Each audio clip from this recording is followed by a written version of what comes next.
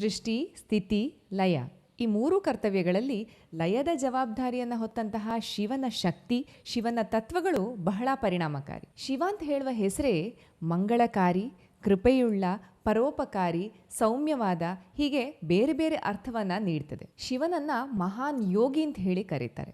ಈಗಲೂ ಹಿಮಾಲಯದಲ್ಲಿ ಶಿವ ಯೋಗ ಸ್ಥಿತಿಯಲ್ಲಿ ನೆಲೆಯಾಗಿದ್ದಾನೆ ಅಂತ ಹೇಳುವಂತಹ ನಂಬಿಕೆಯೂ ಇದೆ. ಶಿವನು ಸನ್ಯಾಸಿಯೂ ಹೌದು, ಬೈರಾಗಿಯೂ ಹೌದು. ಶಿವ ಲಯಕಾರನಾಗಿದ್ದರೂ ಸೃಷ್ಟಿಸುವಂತಹ, ಪಾಲಿಸುವಂತಹ ಕರ್ತವ್ಯಗಳನ್ನು ಕೆಲವೊಂದು ಕಡೆ ಮಾಡಿರುವಂತಹ ನಿದರ್ಶನವೂ ಇದೆ. ಹರ, ಶಂಭು, ಶಂಕರ, ನೀಲಕಂಠ, ಮಹಾದೇವ, ಮೃತ್ಯುಂಜಯ, ಸದಾಶಿವ, ಮಂಜುನಾಥ ಹೀಗೆ ಶಿವನಿಗೆ ಬೇರೆ ಬೇರೆ ಹೆಸರುಗಳು.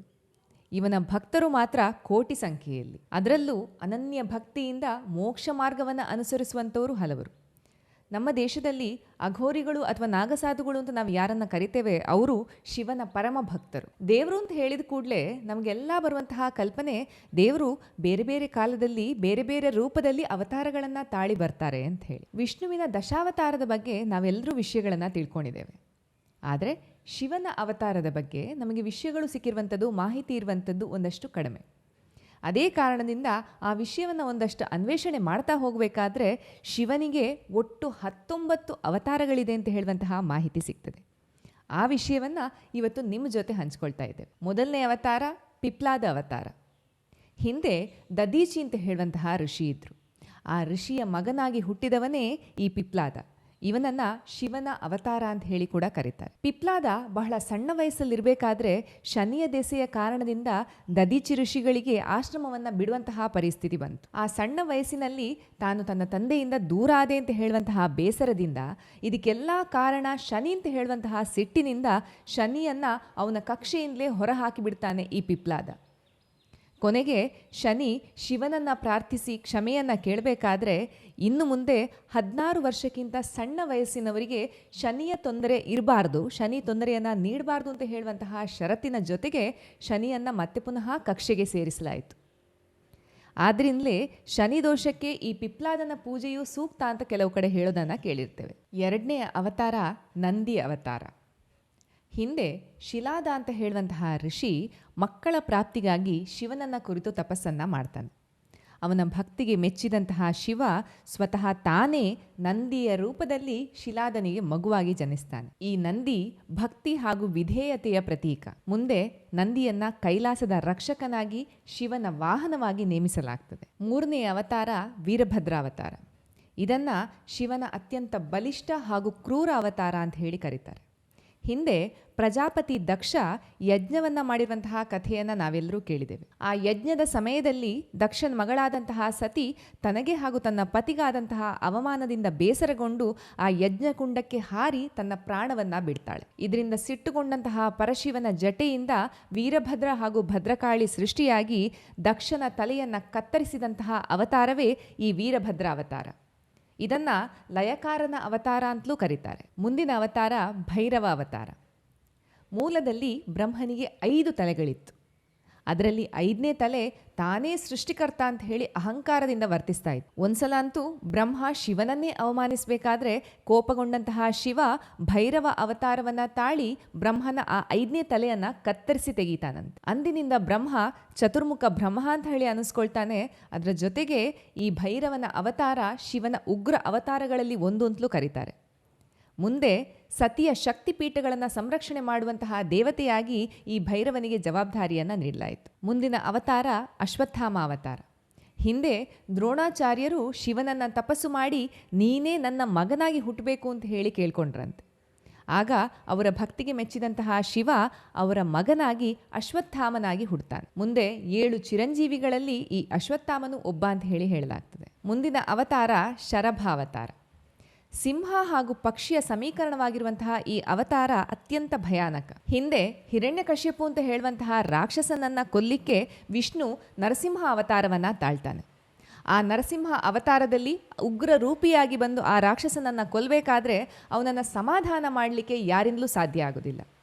ಆಗ ಸ್ವತಃ ಶಿವನೇ ಈ ಶರಭ ಅವತಾರದಲ್ಲಿ ಬಂದು ತನ್ನ ಬಾಲದಿಂದ ಆ ನರಸಿಂಹನನ್ನು ಸುತ್ತಿಕೊಂಡು ಅತ್ಯಂತ ವೇಗವಾಗಿ ಅತ್ಯಂತ ಎತ್ತರಕ್ಕೆ ಹಾರ್ತಾನಂತೆ.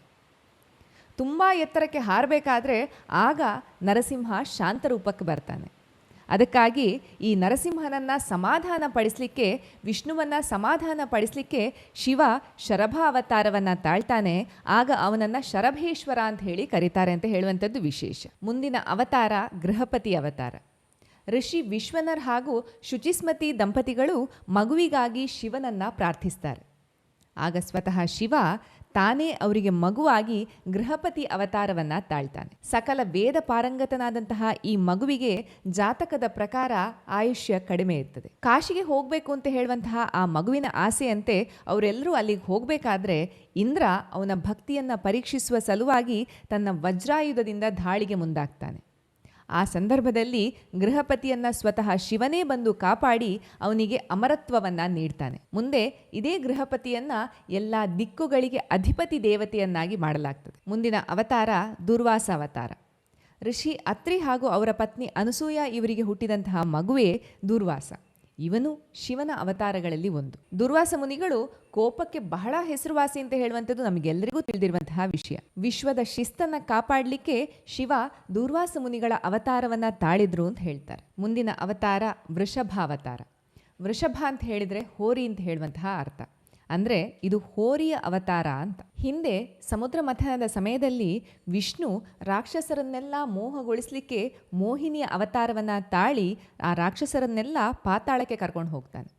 ಅಲ್ಲಿ ಆ ರಾಕ್ಷಸರನ್ನು ಕೊಲ್ಲಿಕ್ಕೆ ಹೋದಂತಹ ವಿಷ್ಣುವೇ ಆ ಮೋಹಿನಿಯ ಮೋಹ ಪಾಶಕ್ಕೆ ಒಳಗಾಗಿ ಮೋಹಿನಿಯಿಂದ ಹಲವಾರು ದುಷ್ಟ ಮಕ್ಕಳು ಹುಡ್ತಾರೆ. ಮುಂದೆ ಈ ಮಕ್ಕಳಿಂದ ದೇವಲೋಕಕ್ಕೆ ತೊಂದರೆಯಾದಂತಹ ಸಂದರ್ಭದಲ್ಲಿ ಸ್ವತಃ ಶಿವನೇ ಈ ವೃಷಭ ಅವತಾರವನ್ನು ತಾಳಿ ಬಂದು ಅವರನ್ನೆಲ್ಲ ವಧಿಸಿದ ಅಂತ ಹೇಳುವಂತಹ ಕತೆ ಸಿಗ್ತದೆ. ಮುಂದಿನ ಅವತಾರ ಯತಿನಾಥ ಅವತಾರ.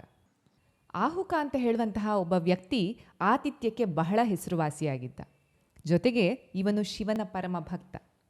ಇವನನ್ನು ಪರೀಕ್ಷಿಸಲಿಕ್ಕೆ ಶಿವ ಯತಿನಾಥ ಅವತಾರವನ್ನು ತಾಳಿ ಯತಿನಾಥ ಅಂತ ಹೇಳುವಂತಹ ಹೆಸರಿನಲ್ಲಿ ಒಂದ್ಸಲ ಅವನ ಗುಡಿಸಲಿಕ್ಕೆ ಬರ್ತಾನೆ. ತಾನು ಇವತ್ತು ಒಂದು ದಿನ ರಾತ್ರಿ ಇಲ್ಲೇ ಉಳ್ಕೊಳ್ಬೋದಾ ಅಂತ ಹೇಳಿ ಆ ಯತಿನಾಥ ಕೇಳಬೇಕಾದ್ರೆ ಗುಡಿಸಲು ಸಣ್ಣದಿದ್ದ ಕಾರಣ ಯತಿನಾಥನನ್ನು ಒಳಗಡೆ ಮಲಗಿಸಿ ಆಹುಕ ಹೊರಗಡೆ ಅವನಿಗೆ ಕಾವಲಾಗಿ ಮಲಗಿರ್ತಾನೆ. ರಾತ್ರಿ ಯಾವುದೋ ಕ್ರೂರ ಪ್ರಾಣಿಯಿಂದ ಬಲಿಯಾದಂತಹ ಆಹುಕನನ್ನು ನೋಡಿದಂತಹ ಅವನ ಪತ್ನಿ ಅವನು ಸೇವೆಯನ್ನ ಮಾಡ್ತಾನೇ ಜೀವ ಬಿಟ್ಟ ಅಂತ ಹೇಳುವಂತಹ ಹೆಮ್ಮೆಯ ಜೊತೆಗೆ ತಾನೂ ಪ್ರಾಣವನ್ನ ತ್ಯಾಗ ಮಾಡಲಿಕ್ಕೆ ಮುಂದೆ ಹೋಗಬೇಕಾದ್ರೆ ಯತಿನಾಥ ತನ್ನ ನಿಜ ಸ್ವರೂಪವನ್ನ ತೋರಿಸ್ತಾನೆ. ಅದರ ಜೊತೆಗೆ ನೀವಿಬ್ಬರು ಮುಂದಿನ ಜನ್ಮದಲ್ಲಿ ನಳ ದಮಯಂತಿಗಳಾಗಿ ಹುಟ್ಟಿ ಅಲ್ಲೂ ನಿಮ್ಮನ್ನು ಒಂದು ಮಾಡುವಂತಹ ಕೆಲಸವನ್ನು ನಾನು ಮಾಡ್ತೇನೆ, ಆ ಜನ್ಮದಲ್ಲಿ ನೀವು ಸತಿಪತಿಗಳಾಗಿ ಬಾಳಿ ಅಂತ ಹೇಳುವಂತಹ ವರವನ್ನು ನೀಡ್ತಾನೆ. ಮುಂದಿನ ಅವತಾರ ಹನುಮಂತನ ಅವತಾರ. ಹೆಚ್ಚಿನ ಎಲ್ಲ ಪುರಾಣಗಳಲ್ಲಿ ಹನುಮಂತನನ್ನ ವಾಯುಪುತ್ರ ಅಂತ ಹೇಳಿ ಕರೀತಾರೆ. ಸ್ಕಂದ ಪುರಾಣದ ಪ್ರಕಾರ ಈ ಹನುಮಂತ ಕೂಡ ಶಿವನ ಅವತಾರಗಳಲ್ಲಿ ಒಂದು. ಮುಂದಿನ ಅವತಾರ ಕೃಷ್ಣ ದರ್ಶನ ಅವತಾರ. ಯಾಗ ಯಜ್ಞಗಳ ಮಹತ್ವವನ್ನ ತಿಳಿಸ್ಕೊಡ್ಲಿಕ್ಕೆ, ಜೀವನದಲ್ಲಿ ಧರ್ಮಾಚರಣೆಗಳ ಅನುಷ್ಠಾನವನ್ನ ಮಹತ್ವವನ್ನ ತಿಳಿಸ್ಕೊಡ್ಲಿಕ್ಕೆ, ತನ್ಮೂಲಕ ಮೋಕ್ಷ ಪ್ರಾಪ್ತಿಯ ದಾರಿಯನ್ನ ಜಗತ್ತಿಗೆ ತಿಳಿಸ್ಕೊಡುವಂತಹ ಸಲುವಾಗಿ ಶಿವ ಈ ಅವತಾರವನ್ನ ತಾಳಿದಾನೆ ಅಂತ ಹೇಳ್ತಾರೆ. ಮುಂದಿನ ಅವತಾರ ಭಿಕ್ಷುವರಿಯ ಅವತಾರ. ಸತ್ಯರಥ ಅಂತ ಹೇಳುವಂತಹ ರಾಜನ ಮಗುವನ್ನು ಉಳಿಸುವ ಸಲುವಾಗಿ ಶಿವ ಭಿಕ್ಷುಕನ ರೂಪವನ್ನು ತಾಳ್ತಾನೆ. ತಂದೆ ತಾಯಿಯನ್ನು ಕಳ್ಕೊಂಡಂತಹ ಆ ಮಗುವನ್ನು ರಕ್ಷಿಸುವ ಮೂಲಕ ಶಿವ ತನ್ನ ಮಹಿಮೆಯನ್ನು ಮೆರೆದಂತಹ ಅವತಾರ ಇದು. ಮುಂದಿನ ಅವತಾರ ಸುಂತಾಂತರ್ಕ ಅವತಾರ. ಈ ಅವತಾರದಲ್ಲಿ ಶಿವ ಪಾರ್ವತಿಯನ್ನು ಪಡೆಯುವುದಕ್ಕೋಸ್ಕರ ಪರ್ವತರಾಜನ ಮುಂದೆ ಢಮರು ನೃತ್ಯವನ್ನ ಮಾಡಿ ಅವನ ಪ್ರಶಂಸೆಗೆ ಪಾತ್ರನಾಗಿ ಪಾರ್ವತಿಯನ್ನ ಪಡ್ಕೊಂಡಂತಹ ಅವತಾರ. ಮುಂದಿನ ಅವತಾರ ಬ್ರಹ್ಮಚಾರಿ ಅವತಾರ. ಶಿವನನ್ನ ಪಡೆಯುವುದಕ್ಕೋಸ್ಕರ ಪಾರ್ವತಿ ಕಠಿಣವಾದಂತಹ ತಪಸ್ಸನ್ನ ಮಾಡುವಂತಹ ಸಂದರ್ಭದಲ್ಲಿ ಅವಳನ್ನ ಪರೀಕ್ಷಿಸುವ ಸಲುವಾಗಿ ಶಿವ ಒಬ್ಬ ಬ್ರಹ್ಮಚಾರಿಯ ರೂಪದಲ್ಲಿ ಬರ್ತಾನೆ. ಬ್ರಹ್ಮಚಾರಿಯ ರೂಪದಲ್ಲಿ ಬಂದಂತಹ ಶಿವನನ್ನೇ ಬಹಳವಾಗಿ ದೂಷಿಸಬೇಕಾದ್ರೆ ಅವನಿಗೆ ಪಾರ್ವತಿ ತಕ್ಕ ಉತ್ತರವನ್ನ ನೀಡ್ತಾಳೆ. ಅವಳ ಭಕ್ತಿಗೆ ಮೆಚ್ಚಿದಂತಹ ಶಿವ ಅವಳನ್ನ ಆಶೀರ್ವದಿಸ್ತಾನೆ. ಮುಂದಿನ ಅವತಾರ ಕಿರಾತೇಶ್ವರ ಅವತಾರ. ಹಿಂದೆ ಪಾಂಡವರ ವನವಾಸದ ಸಂದರ್ಭದಲ್ಲಿ ಅರ್ಜುನ ಪಾಶುಪತಾಸ್ತ್ರಕ್ಕಾಗಿ ಧ್ಯಾನವನ್ನ ಮಾಡ್ತಾ ಇದ್ದ. ಅದೇ ಸಂದರ್ಭದಲ್ಲಿ ಒಬ್ಬ ಅಸುರ ಹಂದಿಯ ರೂಪದಲ್ಲಿ ಬಂದು ಅರ್ಜುನನ ಮೇಲೆ ಆಕ್ರಮಣವನ್ನ ಮಾಡ್ತಾನೆ. ಆಗ ಅವನನ್ನು ರಕ್ಷಿಸುವ ಸಲುವಾಗಿ ಶಿವ ಕಿರಾತೇಶ್ವರ ಅಂತ ಹೇಳುವಂತಹ ಬೇಟೆಗಾರನ ರೂಪದಲ್ಲಿ ಬಂದು ಆ ಹಂದಿಯ ಮೇಲೆ ಬಾಣವನ್ನು ಪ್ರಯೋಗ ಮಾಡ್ತಾನೆ. ಅದೇ ಸಂದರ್ಭದಲ್ಲಿ ಇನ್ನೊಂದು ಕಡೆಯಿಂದ ಅರ್ಜುನನೂ ಬಾಣವನ್ನು ಪ್ರಯೋಗ ಮಾಡ್ತಾನೆ. ಕೊನೆಯಲ್ಲಿ ಆ ಹಂದಿ ಸತ್ತದ್ದು ತನ್ನ ಬಾಣದಿಂದಲೇ ಅಂತ ಹೇಳಿ ಇಬ್ಬರ ಮಧ್ಯದಲ್ಲೂ ವಾಗ್ವಾದ ಪ್ರಾರಂಭ ಆಗಿ ಯುದ್ಧ ನಡೀತದೆ. ಆ ಯುದ್ಧದಲ್ಲಿ ಅರ್ಜುನನ ಧೈರ್ಯವನ್ನು ನೋಡಿ ಮೆಚ್ಚಿದಂತಹ ಶಿವ ತನ್ನ ನಿಜ ರೂಪವನ್ನು ನಿಜ ಸ್ವರೂಪವನ್ನು ತಿಳಿಸಿ ಅರ್ಜುನನಿಗೆ ಪಾಶುಪತಾಸ್ತ್ರವನ್ನು ನೀಡ್ತಾನೆ. ಮುಂದಿನ ಅವತಾರ ಸುರೇಶ್ವರ ಅವತಾರ. ವ್ಯಾಘ್ರಪಾದ ಮುನಿಯ ಮಗ ಹಾಗೂ ಶಿವಭಕ್ತನಾದಂತಹ ಉಪಮನ್ಯುವಿನ ಭಕ್ತಿಯನ್ನು ಪರೀಕ್ಷಿಸಲಿಕ್ಕೆ ಶಿವ ಹಾಗೂ ಪಾರ್ವತಿ ಇಂದ್ರ ಹಾಗೂ ಇಂದ್ರಾಣಿಯ ರೂಪದಲ್ಲಿ ಅವನ ಹತ್ರ ಬರ್ತಾರೆ. ಬಂದವರು, ನೀನು ಶಿವನನ್ನು ಪೂಜಿಸಬಾರ್ದು, ಶಿವಭಕ್ತಿಯನ್ನು ತ್ಯಜಿಸಬೇಕು, ಇಲ್ಲದಿದ್ದರೆ ಘೋರ ಶಾಪಕ್ಕೊಳಗಾಗಬೇಕಾಗ್ತದೆ ಅಂತ ಹೇಳ್ತಾರೆ.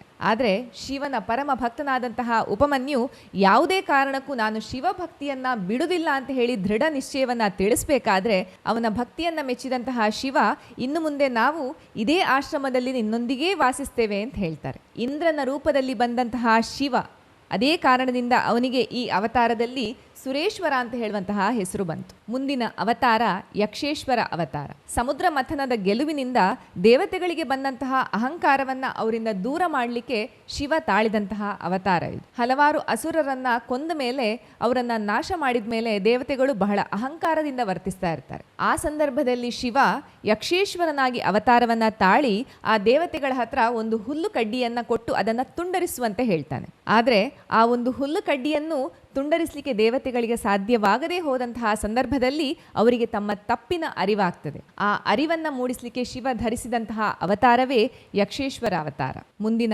ಅವತಾರ ಅವಧೂತ ಅವತಾರ. ಇಂದ್ರನಿಗೆ ತನ್ನ ಪಟ್ಟದ ಮೇಲೆ, ತನ್ನ ಶಕ್ತಿಯ ಮೇಲಿದ್ದಂತಹ ಅಹಂಕಾರವನ್ನು ಕಡಿಮೆ ಮಾಡಲಿಕ್ಕೆ ಶಿವ ಈ ಅವತಾರವನ್ನು ತಾಳ್ತಾನೆ. ಒಂದ್ಸಲ ಶಿವ ಋಷಿಯ ರೂಪದಲ್ಲಿ ಇಂದ್ರನ ದಾರಿಗೆ ಅಡ್ಡಲಾಗಿ ನಿಲ್ತಾನೆ. ಇಂದ್ರ ಬಂದು ಹೇಳಿದ್ರೂ ಬದಿಗೆ ಸರಿಯೋದಿಲ್ಲ.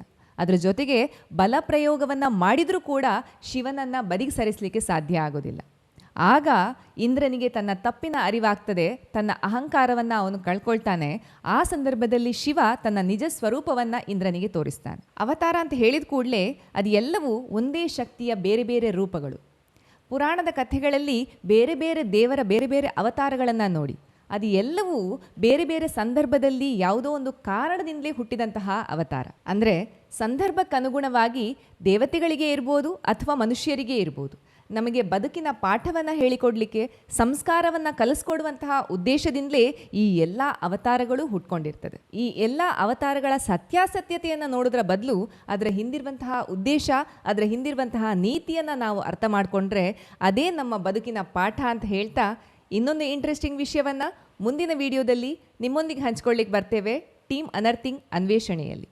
ಈ ವಿಡಿಯೋ ನಿಮಗೆ ಇಷ್ಟ ಆಗಿದ್ದಲ್ಲಿ please like, share and subscribe.